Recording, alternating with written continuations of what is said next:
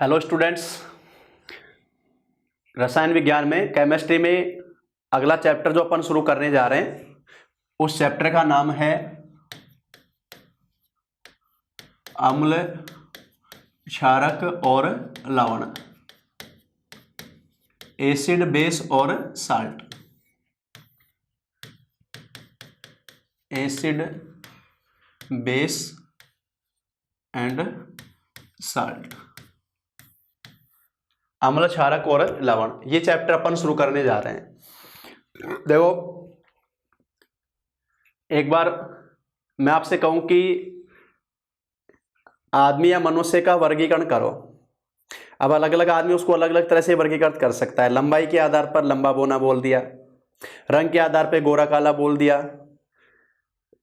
Size के आधार पर मोटा पतला बोल दिया, गुणों के आधार पर सद्गुणी या अवगुणी बोल दिया। इस तरह से ऐसे पदार्थ का वर्गीकरण अपन पढ़ते हैं। सबसे पहले अपन ने पदार्थ का वर्गीकरण लिखवाया था। भौतिक अवस्था के आधार पर अपन ने नाम दिए थे ठोस, द्रव और गैस।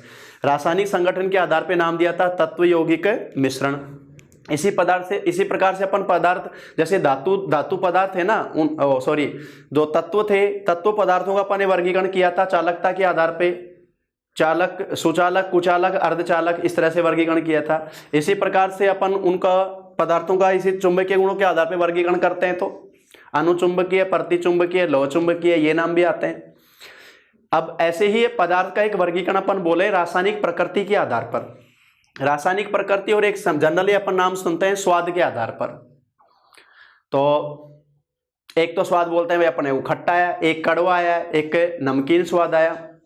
तो स्वाद के आधार पर सामान्य रूप में बोल रहे हैं, बाकी रासायनिक प्रकृति के आधार पर अपन 3 नाम देते हैं पदार्थों के वर्गीकरण में, अम्ल, क्षार और लवण। तो पदार्थ का रासायनिक प्रकृति के आधार पर ये जो नाम बोले जाते हैं अम्ल, क्षारक और लवण। जैसे ये पदार्थ अम्लीय प्रकृति का है, ये पदार्थ क्षारीय प्रकृति का है, ये लवण है। जैसे अपन एक एग्जांपल ले, सल्फ्यूरिक अम्ल। एक अपन नाम ले कास्टिक सोडा, NaOH क्षार है, सल्फ्यूरिक अम्ल अम्ल है। एक मैं बोलूं नमक, NaCl खाद्य नमक, लूण बोलते हैं अपन सामान्य भाषा में, वो लवण हो गया, उदासीन। इस प्रकार से तो अम्ल, क्षारक और लवण ये चैप्टर अपन शुरू करने जा रहे हैं। और इसमें सबसे पहले अपन बात करेंगे अम्ल के लिए। छोटी क्लासों से अपन पढ़ते आ रहे हैं, क्योंकि इससे क्वेश्चन आते हैं, इस पॉइंट को अपने को अच्छे से समझना है। सबसे पहले अपन बात किसकी कर रहे हैं? अम्ल के लिए बात कर रहे हैं। तो अपन बात करने जा रहे हैं अम्ल के सामान्य गुण। अम्ल के सामान्य गुण।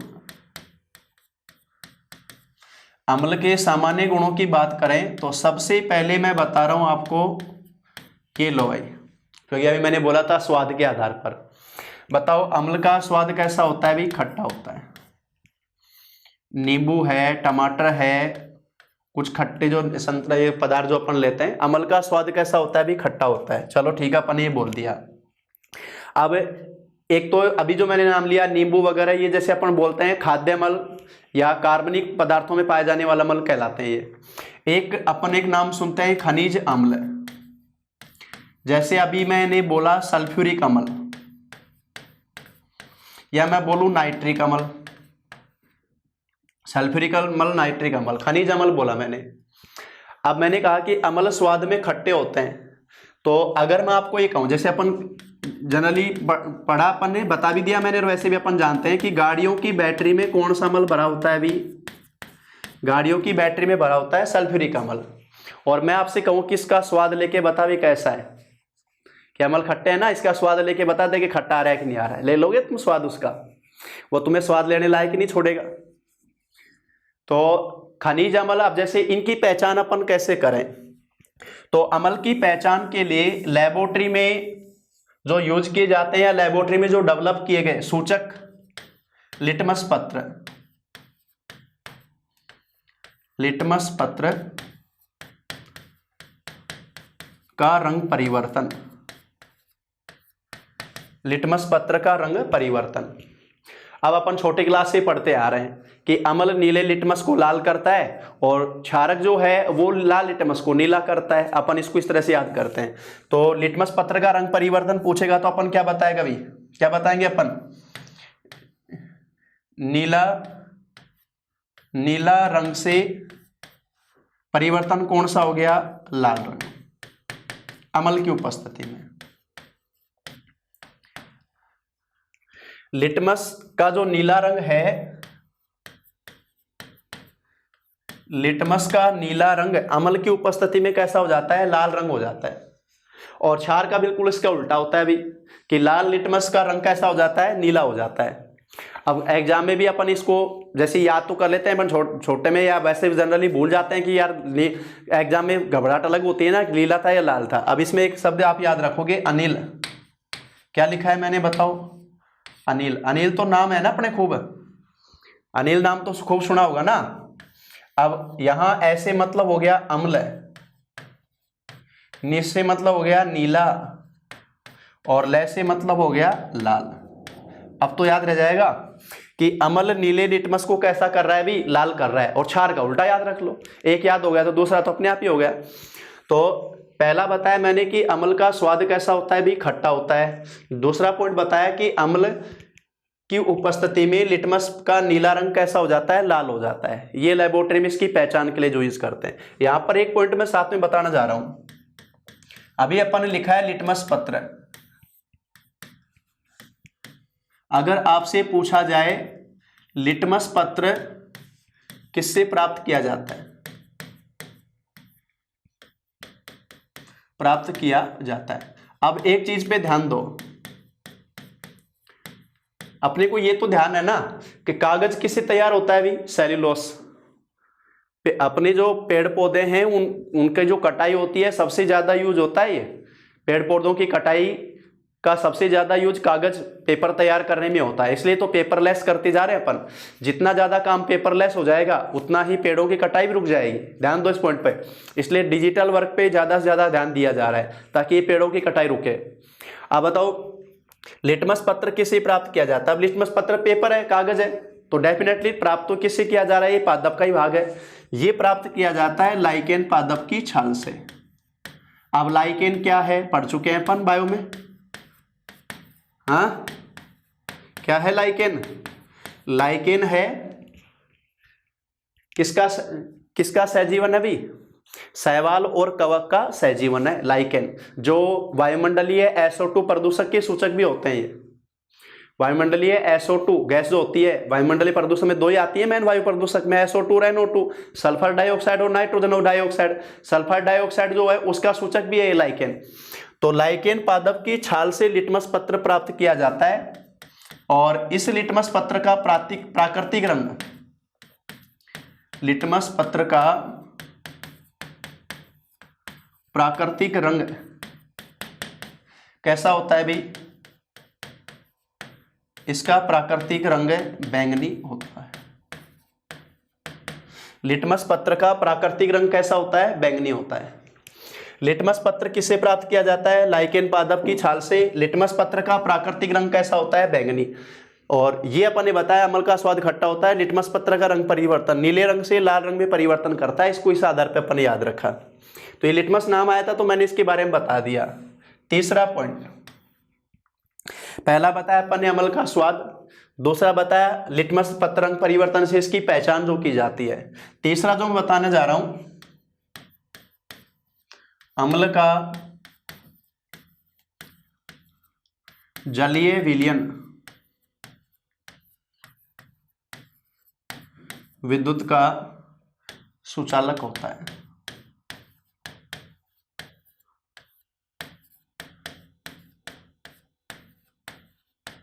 अम्ल का जलीय विलयन विद्युत का सुचालक होता है। इस पॉइंट को समझो। तो इसको बताने से पहले मैं अगर आपसे पूछूं शुद्ध जल विद्युत का सुचालक है या कुचालक है, तो क्या बताओगे आप? अगर आपसे पूछा जाए शुद्ध जल विद्युत का सुचालक है या कुचालक है, तो आप क्या आंसर दोगे? आप बताओगे कुचालक। शुद्ध जल जैसे वर्षा जल बोलते हैं अपन, भाई शुद्ध जल ही तो है वर्षा जल। शुद्ध जल विद्युत का क्या होता है, कुचालक होता है। जैसे वर्षा जल है ना, वर्षा जल जैसे ही भूमि के अंदर उसमें खनिज लवण मिलते हैं, वर्षा जल में जैसे ही खनिज लवण मिलते हैं तब वो विद्युत का सुचालक होता है। वर्षा जल विद्युत जो है शुद्ध रूप से वो विद्युत का कुचालक है। मुक्त आयन जब लवण मिल जाते हैं तब मुक्त आयन की वजह से उसमें विद्युत धारा का प्रवाह होता है।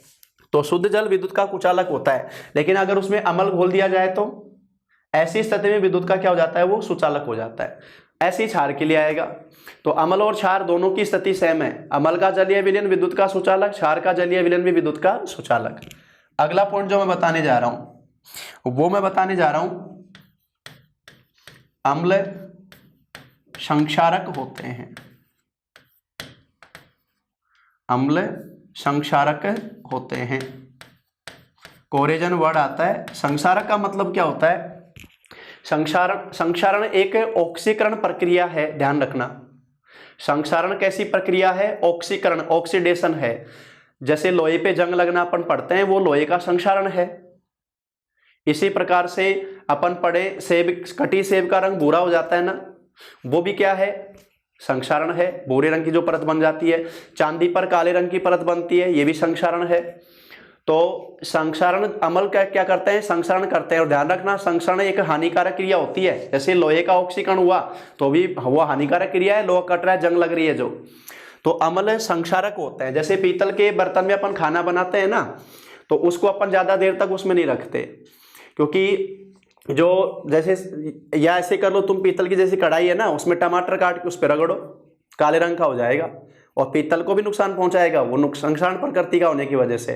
तो अम्ल कैसे होते हैं? संक्षारक होते हैं। और संक्षारण का मतलब यहां पर है जिस भी पदार्थ पे संक्षारण हो रहा है उसको नुकसान पहुंचाया जा रहा है। नंबर 5, अगला जो पॉइंट बताने जा रहा हूं वो है अम्ल धातु से क्रिया कर। अम्ल धातु से क्रिया कर हाइड्रोजन गैस मुक्त करते हैं।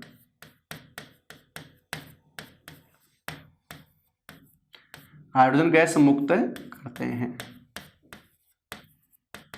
अम्ल धातु से क्रिया कर हाइड्रोजन गैस मुक्त करते हैं। इस अभिक्रिया को पहले भी मैंने बता दिया था, धातुओं के गुणों में भी फिर वापस से आ गए हैं। जैसे एक अपन ने अम्ल लिया H2SO4 और जिंक धातु पर अपन ने इसको डाला। अम्ल को किस पे डाला? जिंक धातु पे डाला। तो ये होगी विस्थापन अभिक्रिया। लवण बन गया ZnSO4, जिंक सल्फेट, और कौन सी गैस मुक्त हो गई बताओ? हाइड्रोजन गैस मुक्त हो गई। तो अम्ल की धातु से क्रिया कराने पर कौन सी गैस मुक्त होती है? हाइड्रोजन गैस मुक्त होती है।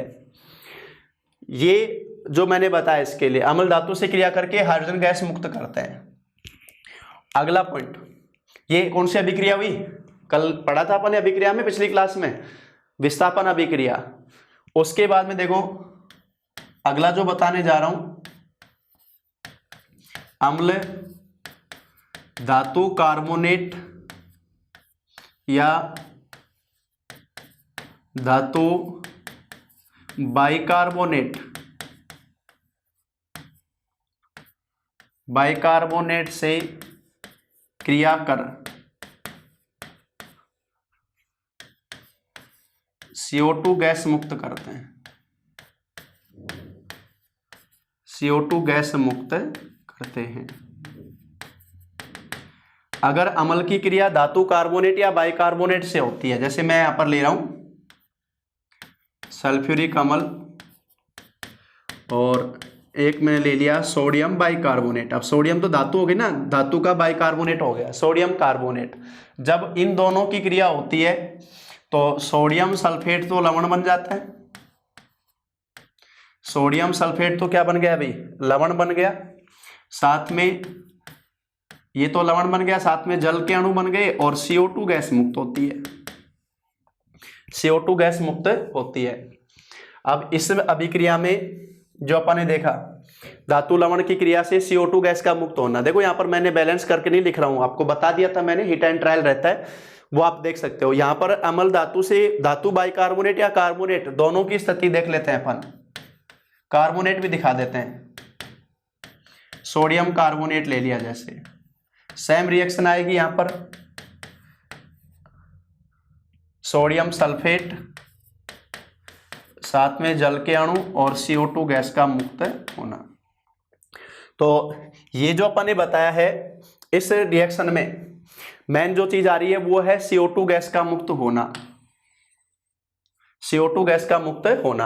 अपन एक पॉइंट पढ़ते हैं, अग्निशामक यंत्र। आग बुझाने वाला यंत्र, अग्निशामक यंत्र। क्वेश्चन दो तरह से आता है, अग्निशामक गैस कौन सी है और अग्निशामक यंत्र में क्या भरा होता है। अग्निशामक यंत्र में क्या भरा होता है। और क्वेश्चन नंबर 2, अग्निशामक गैस कौन सी है। आप स्टूडेंट को तो रटा हुआ है कि अग्निशामक जो गैस है, अग्निशामक जो गैस है वो CO2 है, तो अग्निशामक यंत्र में क्या भरा हुआ है, CO2 भरी हुई है। ये आंसर गलत हो जाता है। ये वाली अभिक्रिया को ही यूज किया जाता है अग्निशामक यंत्र में। अग्निशामक यंत्र में पाउडर के रूप में, अग्निशामक जो यंत्र होता है उसमें पाउडर के रूप में जनरली भरा जाता है सोडियम बाइकार्बोनेट। पाउडर के रूप में उसमें सोडियम बाइकार्बोनेट भरा जाता है।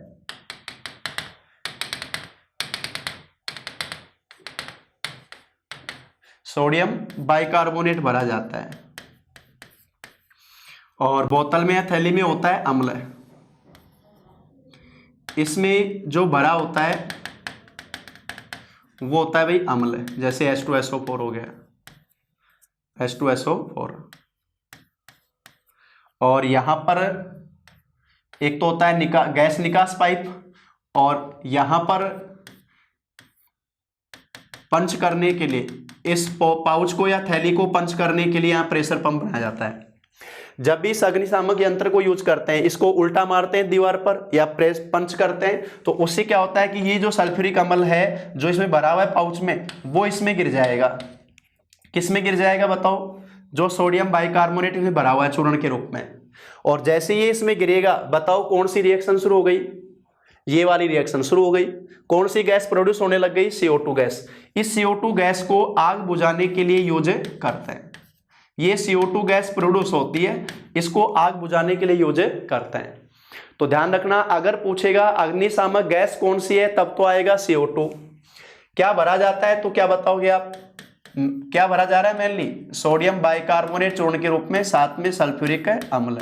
तो मेनली यही आता है ऑप्शन में।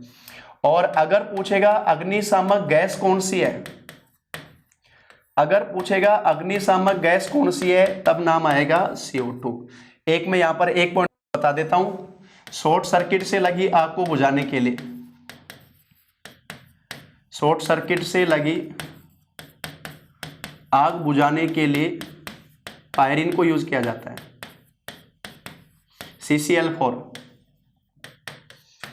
CCl4 कार्बन टेट्राक्लोराइड को प्रयुक्त किया जाता है। पायरीन बोलते हैं इसको, CCl को प्रयुक्त किया जाता है।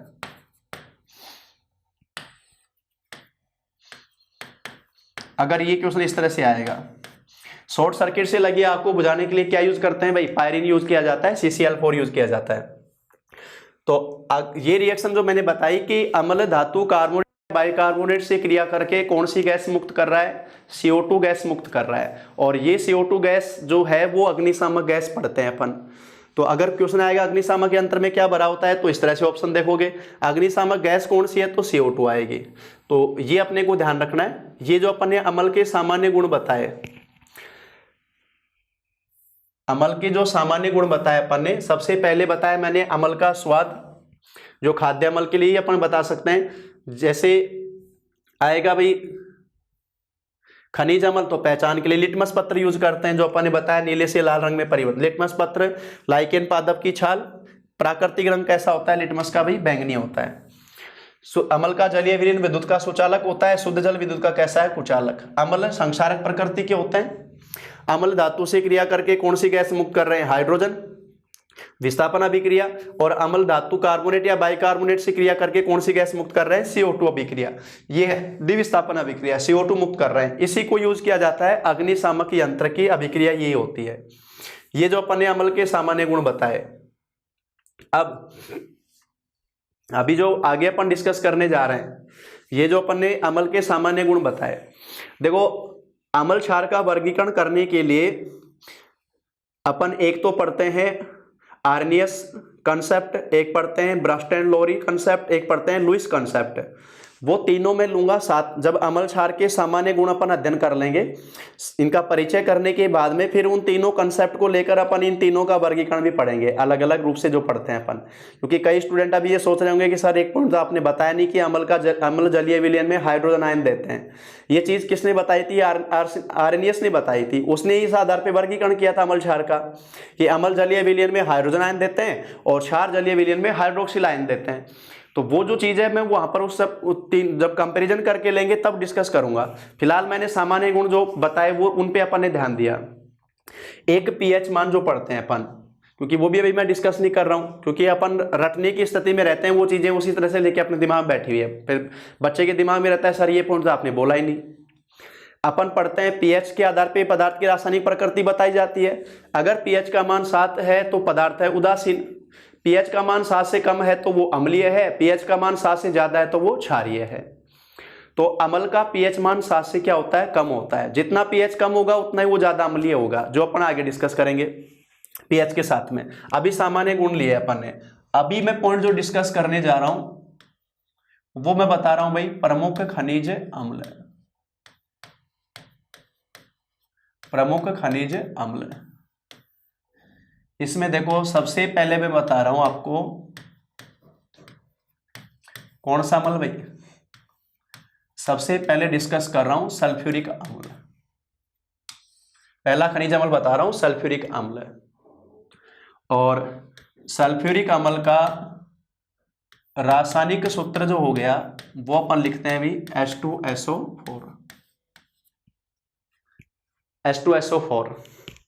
और अगर मैं पूछूं सल्फ्यूरिक अम्ल का रासायनिक नाम तो बताओ, इस सूत्र के अनुसार नाम पूछे तो आप क्या लिखोगे? 2 मूलक है ना इसमें, एक तो हाइड्रोजन और एक सल्फेट। बताओ ये सूत्र कैसे बना? हाइड्रोजन की संयोजकता है यहाँ +1, सल्फेट की है -2। बदल के लिखा तो सूत्र क्या बना? H2SO4। रासायनिक नाम है हाइड्रोजन सल्फेट। ये 2 मूलक इसमें जो है, मूल अवयव जो इसके हो गए, इसका रासायनिक नाम हो गया हाइड्रोजन सल्फेट। ये प्रचलित नाम हो गया सल्फ्यूरिक अम्ल। प्रचलित नाम में और देखो तो प्रचलित नाम में एक तो दे दिया अपन ने ऊपर जो लिखा सल्फ्यूरिक अम्ल। एक इसी के लिए यूज किया जाता है शब्द अम्लों का राजा।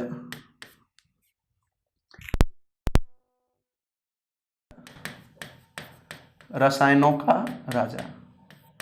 ध्यान रखना, एक मैंने बताया था मिश्रण जब पढ़ाया था अम्लराज, 3 भाग HCl और 1 भाग HNO3 अम्लराज बताया था मैंने। 3 भाग HCl और 1 भाग HNO3 अम्लराज बताया था। अम्लराज एक समांगी मिश्रण है, वो ये नहीं है। अम्लराज अम्लों का राजा, ध्यान रखना दोनों शब्द कंफ्यूज न करें। तो अम्लों का राजा है, रसायनों का राजा बोला जाता है सल्फ्यूरिक अम्ल को। क्यों बोला जाता है अभी? कुछ तो ऐसा होगा ना जो इसको राजा बोल रहे हैं अपन, कि सारे अम्लों में राजा हो गया, सारे रसायनों में राजा हो गया। देखो अपन इन सारे केमिकल को यूज करते हैं हमारे दैनिक जीवन में उपयोग होने वाली वस्तुओं के निर्माण में।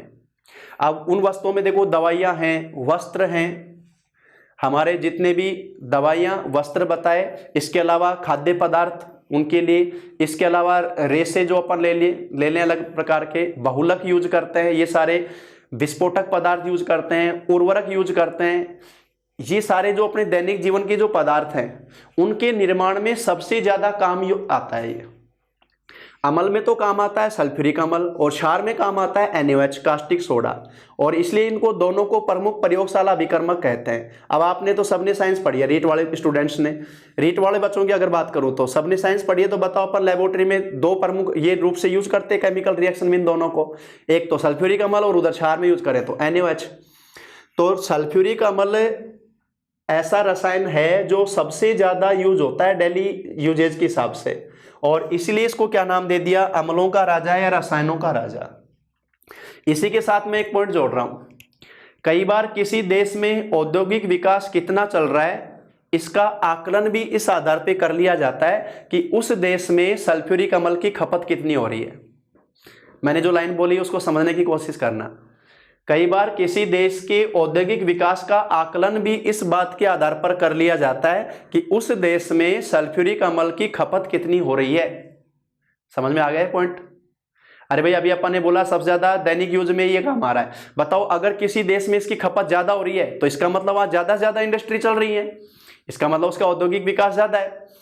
तो अम्लों का राजा है, रसायनों का राजा का पूछेगा तो किसको बोलेंगे? सल्फ्यूरिक अम्ल को। इसी के लिए एक शब्द आता है कशिश का तेल। ये पॉइंट मैंने पहले भी बोल दिया था, फिर वापस आ गया है। Oil of vitriol. अच्छा विट्रोल में मैंने बताया था, एक तो बताया था ब्लू विट्रोल, बोलो उसका रासायनिक नाम कॉपर सल्फेट। एक बताया था ग्रीन विट्रोल जो अपन ने बताया था फेरस सल्फेट। एक बताया था व्हाइट विट्रोल जिंक सल्फेट। और उस समय मैंने बताया था विस्थापन अभिक्रिया। बताओ अगर अपने को ब्लू विट्रोल बनाना है तो कॉपर धातु पे कौन सा अम्ल डाला? सल्फ्यूरिक अम्ल, और ये बन गया कॉपर सल्फेट। अगर ग्रीन विट्रोल बनाना है तो आयरन पे कौन सा अम्ल डाला? H2SO4, ये बन गया फेरस सल्फेट। अगर व्हाइट विट्रोल बनाना है तो जिंक पे कौन सा अम्ल डाला? सल्फ्यूरिक अम्ल, ये बन गया जिंक सल्फेट व्हाइट विट्रोल। बताओ ये जो सारे विट्रोल अपन ने बोले तीन, इन सबके निर्माण में कौन सा अम्ल यूज हुआ? अरे इन सबके निर्माण में कौन सा अम्ल यूज हुआ? सल्फ्यूरिक अम्ल यूज हुआ। तो बताओ सल्फ्यूरिक अम्ल विट्रोल का तेल हुआ कि नहीं हुआ? सारे विट्रोल का निर्माण करने में ये प्रयुक्त हो रहा है, इसलिए इसे बोला जाता है ऑयल ऑफ विट्रोल, कशिश का तेल, ये नाम इसको दिया जाता है।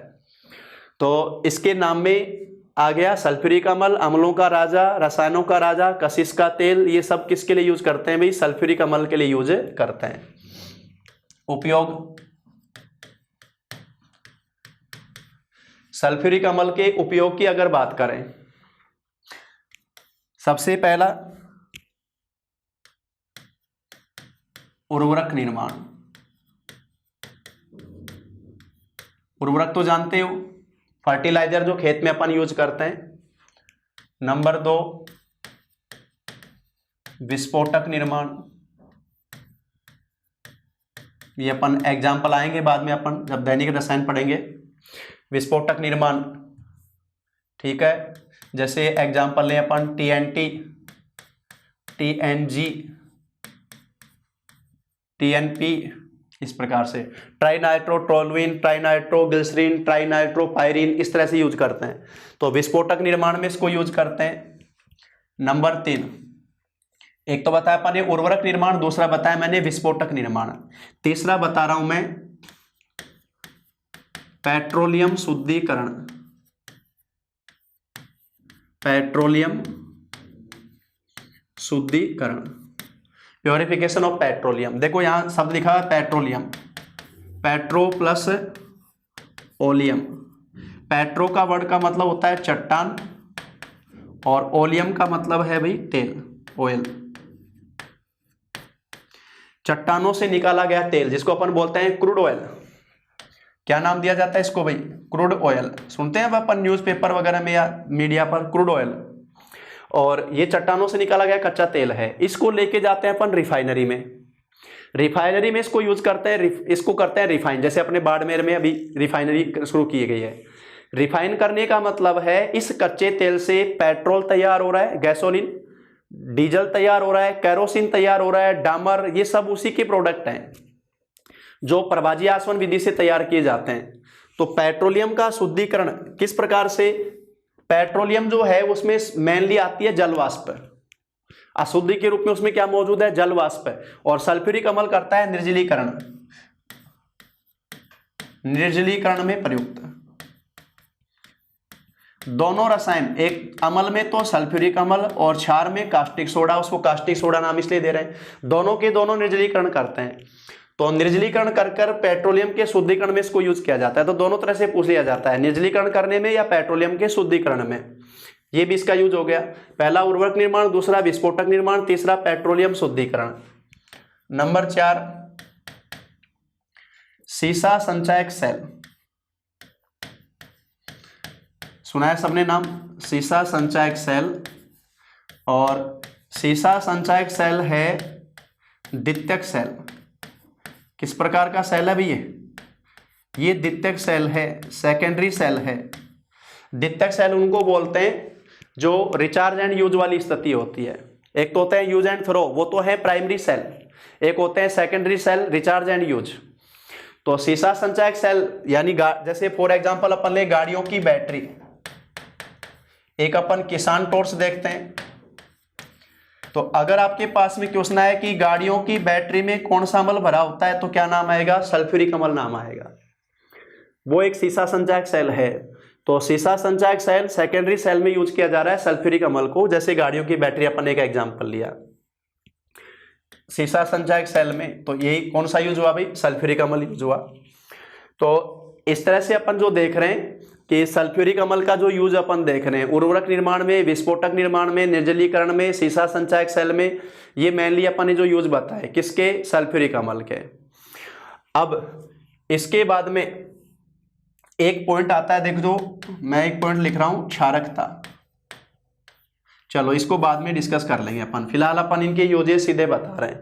पहला खनिज अम्ल ले लिया मैंने, सल्फ्यूरिक अम्ल। नंबर 2 दूसरा खनिज अम्ल जो मैं बताने जा रहा हूं वो बताने जा रहा हूं मैं नाइट्रिक अम्ल। नाइट्रिक अम्ल, नाइट्रिक अम्ल का अगर आपसे पूछा जाए सूत्र क्या है तो क्या लिखा जाएगा भी? HNO3। ये नाइट्रिक अम्ल का सूत्र है। और इस सूत्र के अनुसार इसका रासायनिक नाम क्या हो गया अभी?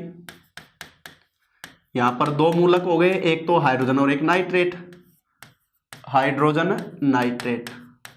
तो ये जो सूत्र बना वो इस प्रकार से बना, H+ और NO3-, ये दो मूलक आ गए इसमें। इंटरचेंज करें संयोजकता को तो ये सूत्र बन गया। रासायनिक नाम क्या आया? हाइड्रोजन नाइट्रेट, ये इसका रासायनिक नाम आया। प्रचलित नाम,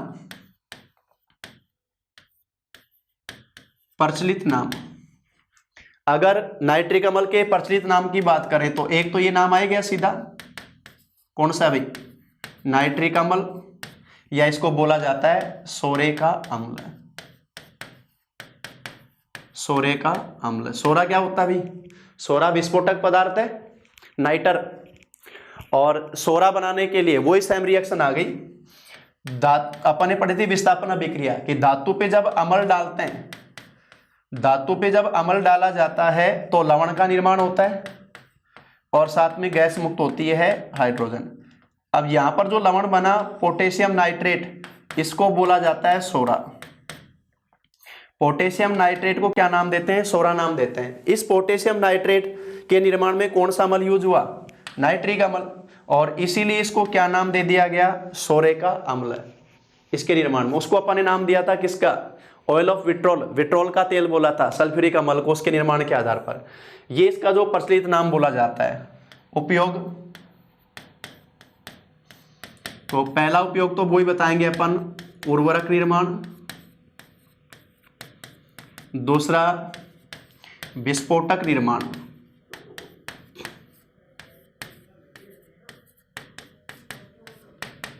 सोरे का निर्माण, सोरा बोला जाता है नाइटर।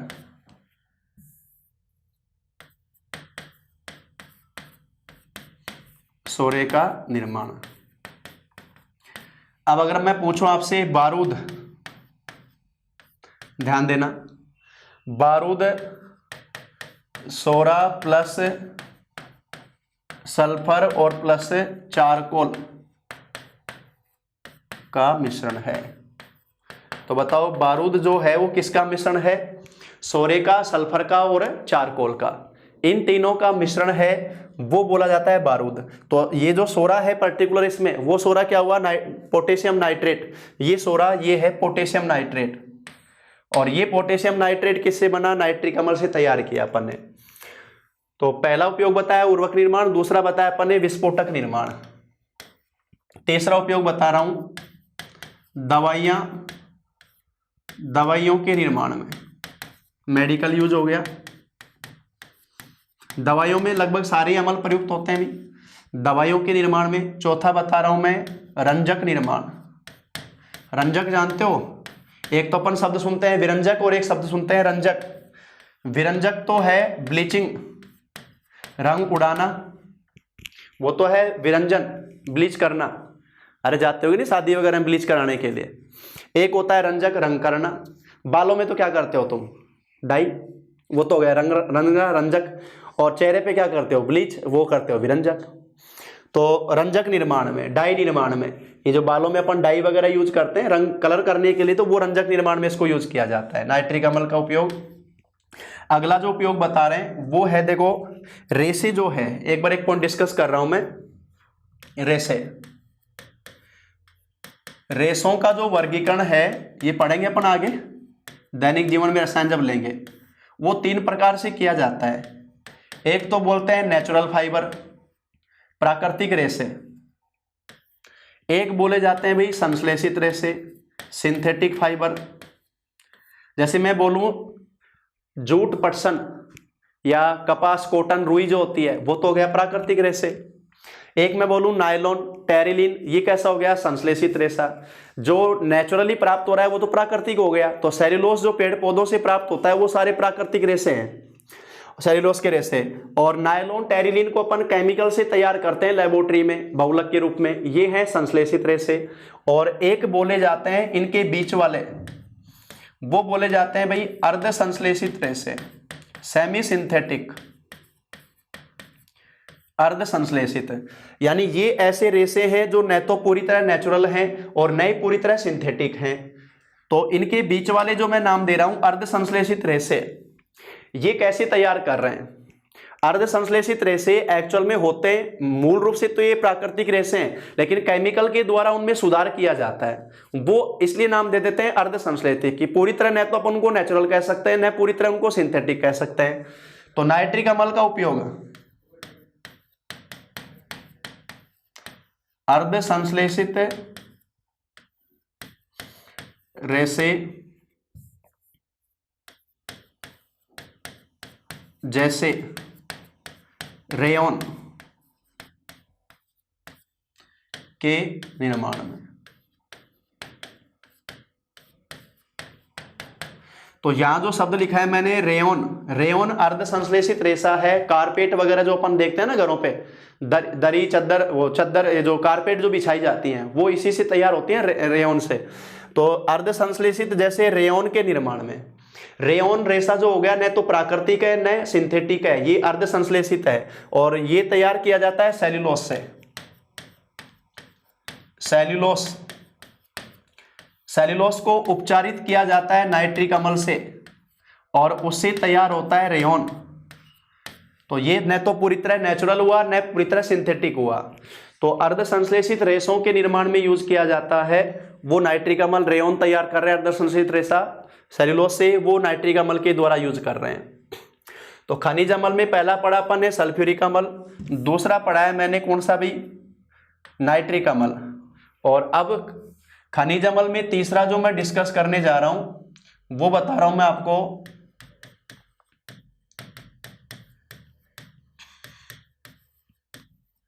हाइड्रोक्लोरिक अम्ल। तीसरा जो नाम लिखा है मैंने हाइड्रोक्लोरिक अम्ल, नाम सुना होगा, इसका सूत्र बताओ।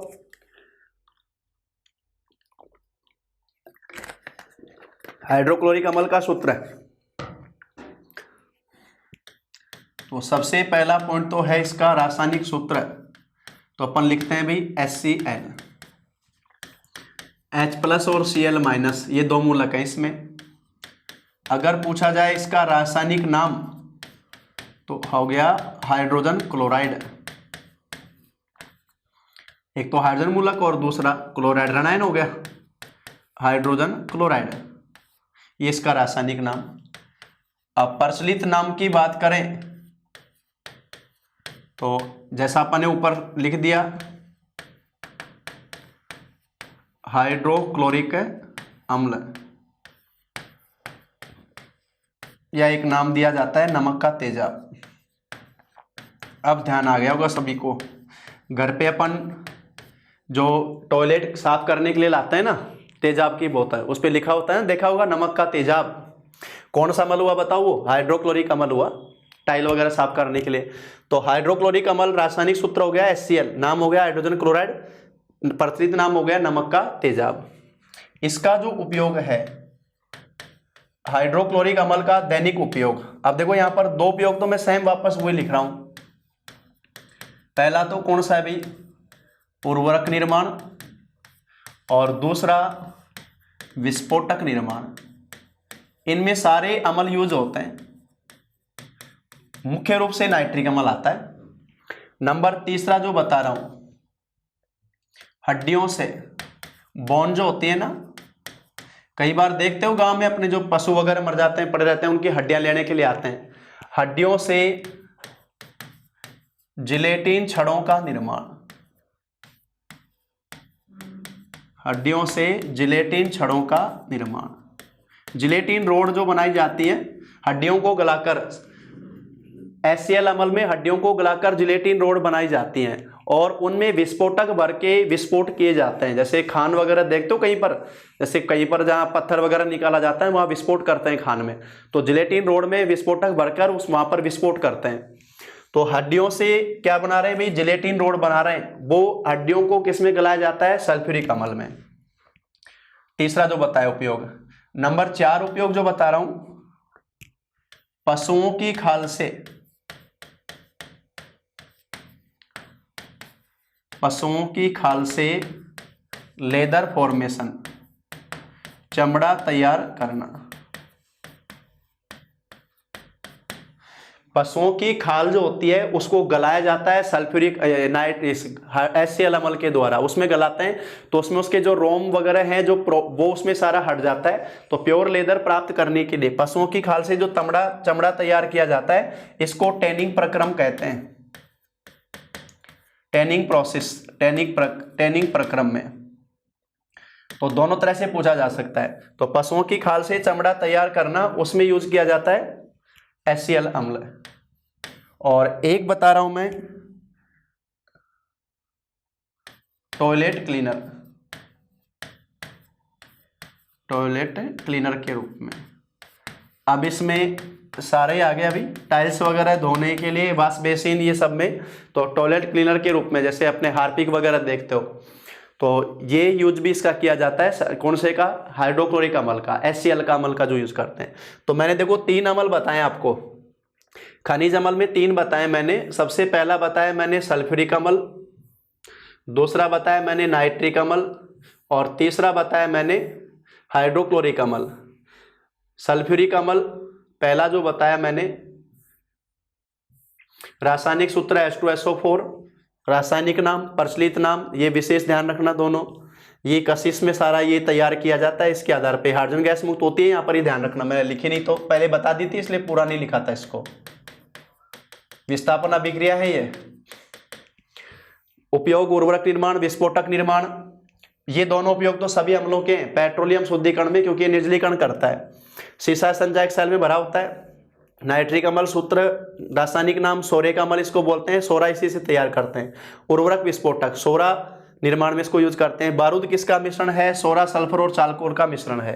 दवाइयों के निर्माण में, रंजक निर्माण में, अर्ध संश्लेषित रेशों के निर्माण में। रेशों का वर्गीकरण मैंने 3 तरह से बताया जो आगे पढ़ेंगे अपन बहुलक में। सेल्यूलोज से रेयन तैयार करते हैं नाइट्रिक अम्ल से उपचारित करके। हाइड्रोक्लोरिक अम्ल सूत्र ये हो गया, नाम ये आ गया हाइड्रोक्लोरिक अम्ल, नमक का तेजाब इसको बोलते हैं। उपयोग ये आ गया, हड्डियों को गलाकर जिलेटिन छड़ें, पशुओं की खाल से चमड़ा तैयार करना और टॉयलेट क्लीनर के रूप में। ये बताया मैंने खनिज अम्ल है 3 जो मेन आते हैं, जिसमें सल्फ्यूरिक अम्ल, नाइट्रिक अम्ल और हाइड्रोक्लोरिक अम्ल है। एक अपन सुनते हैं खाद्य अम्ल, वो नाम भी मैं यहां लिख देता हूं, प्रमुख खाद्य अम्ल। प्रमुख खाद्य अम्ल में सबसे पहले बता रहा हूं मैं, जैसे पहला एसिड बता रहा हूं मैं साइट्रिक अम्ल, इसमें स्रोत आ जाएगा खट्टे फल। नींबू, संतरा वगैरह जो आ गया वो कौन सा आ गया अभी, वो आ गया साइट्रिक अम्ल या सिट्रिक अम्ल लिखा हुआ आता है। नंबर 2 ऑक्जेलिक अम्ल, और ऑक्जेलिक अम्ल पूछेगा तो आप बताओगे टमाटर। नंबर 3 ऑक्जेलिक अम्ल के बाद में तीसरा जो मैं बता रहा हूं मेलिक अम्ल। मेलिक अम्ल बताया जाता है सेब और तरबूज। इसी प्रकार से एक बता रहा हूं मैं,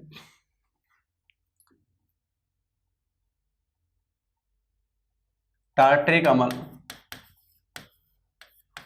टार्ट्रिक अम्ल पूछेगा तो इमली और अंगूर में वो टार्ट्रिक अम्ल आ गया।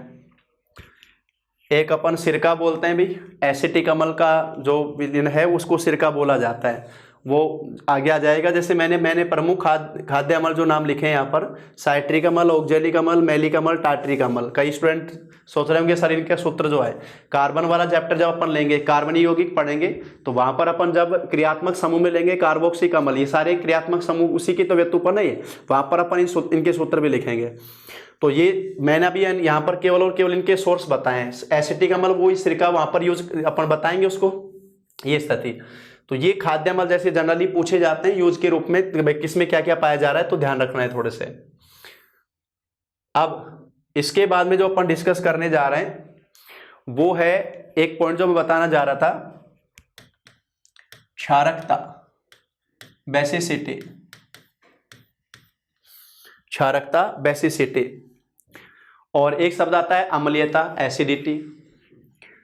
क्षारकता और अम्लीयता, अम्ल की तो होती है क्षारकता और क्षार की होती है अम्लीयता। क्षारकता, किसी अम्ल द्वारा मुक्त H+ आयन की संख्या।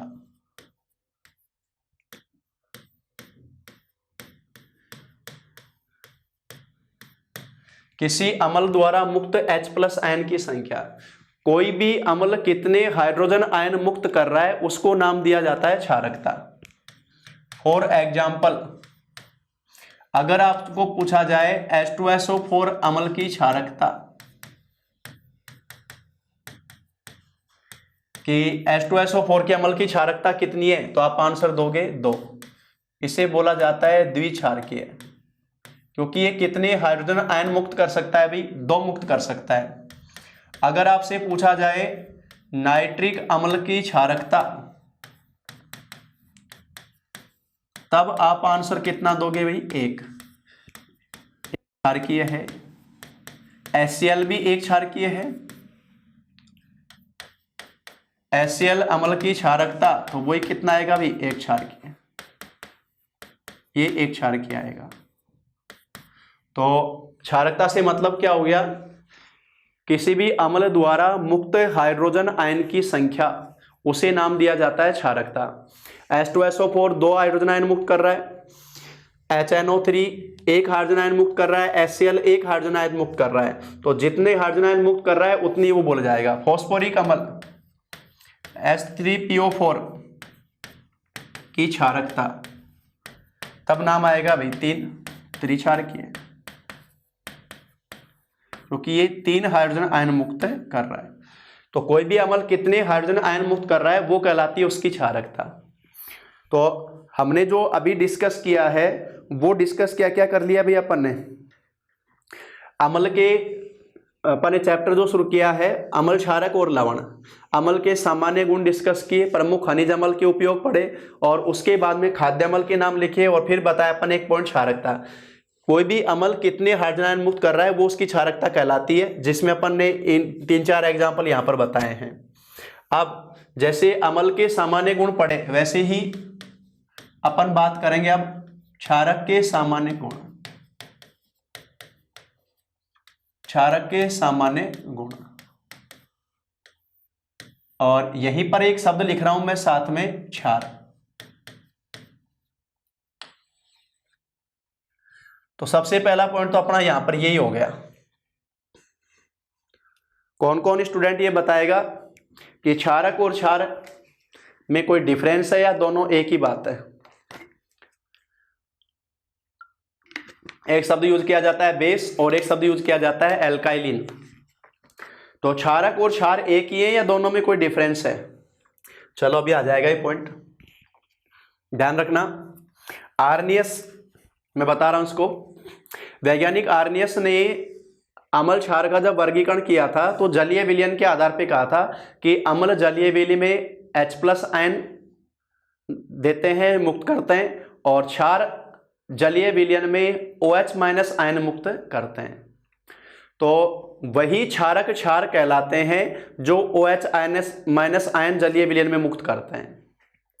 इसका मतलब सभी क्षारक क्षार नहीं होते, सभी क्षार तो क्षारक हैं लेकिन सभी क्षारक क्षार नहीं होते, क्योंकि हर क्षारक जलीय विलयन में हाइड्रोजन आयन मुक्त नहीं करता है, तो जो वो OH- आयन मुक्त नहीं करता है। तो क्षार किनको बोला जाता है, यहीं पर नोट करवा देता हूं, वे क्षारक जो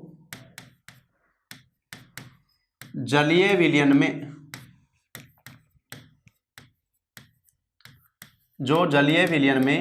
OH- आयन मुक्त करते हैं।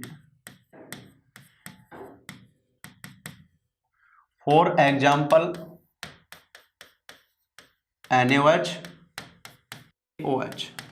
एक लिखा है मैंने NaOH, एक लिखा है KOH। NaOH sodium hydroxide, KOH क्या हो गया भाई, पोटेशियम हाइड्रोक्साइड।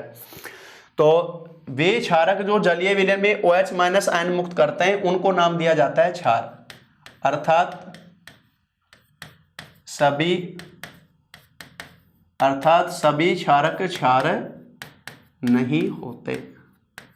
अब समझ में आ गया दोनों का डिफरेंस। तो क्षार क्षारक ही हैं, क्षार क्षारक ही हैं, लेकिन क्षार उन क्षारक को बोलेंगे जो जलीय विलयन में हाइड्रोजन आयन OH- आयन मुक्त करते हैं। जो क्षारक हाइड्रोक्सिल आयन मुक्त नहीं करते उनको अपन क्षार नहीं कहेंगे, अर्थात सभी क्षारक क्षार नहीं होते। तो ये अपन ने यहां पर इन दोनों शब्द का डिफरेंस समझा दिया है। अब सामान्य गुणों की अगर बात करें, पहला बता रहा हूं मैं, स्वाद। बताओ भाई, कड़वा या बोलते हैं अपन तीखा, कड़वा या तीखा। नंबर 2, लिटमस पत्र का रंग परिवर्तन। लिटमस पत्र का रंग परिवर्तन, और यहां होता है भी लाल लिटमस पत्र, नीला। यहां रंग परिवर्तन कैसा हुआ भाई, अगर लाल लिटमस पत्र